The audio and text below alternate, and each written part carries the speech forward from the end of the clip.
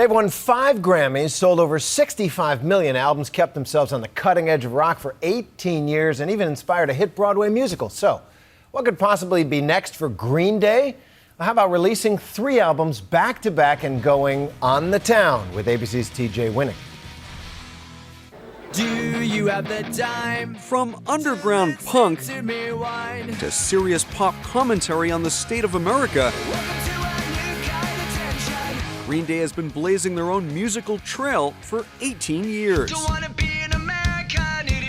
With 65 million albums sold, Oh, these damn paparazzi. it's been quite a journey for lead singer Billy Joe Armstrong, bassist Mike Dirnt, and drummer Trey Cool. This is sort of the quintessential rock star moment, isn't it? 20 minutes ago in my hotel room is probably a little bit of a better story. We caught a ride with the trio this past Saturday on their way to play New York's Irving Plaza, the scene of their first headline show in the city, all the way back in 1994.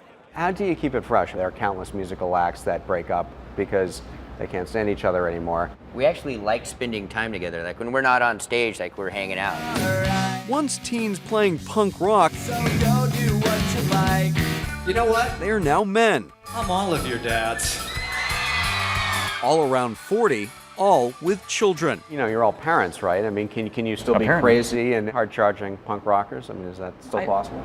I think it's good to be honest to your children. Let them know who you really are, and let them know how to live life and chase your goals, and be real. My younger son is a guitar player, so we have a good language that we can speak with each other through music that I don't think a lot of parents really have.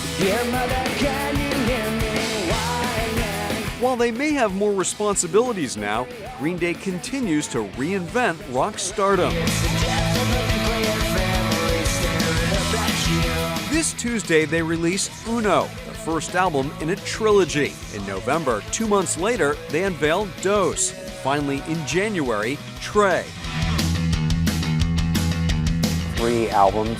What we're doing right now is sort of the short attention span of the culture and how things go from Snooki and JWoww to all of a sudden it's insanity workouts and stuff like that. It's just the way we look at it is just like we're part of that culture. We're part of having sort of attention deficit disorder.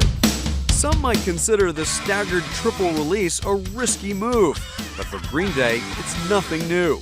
Consider 2005's American Idiot, the rock opera turned Broadway musical, now considered by many the seminal album of the decade. Calling out to idiot America.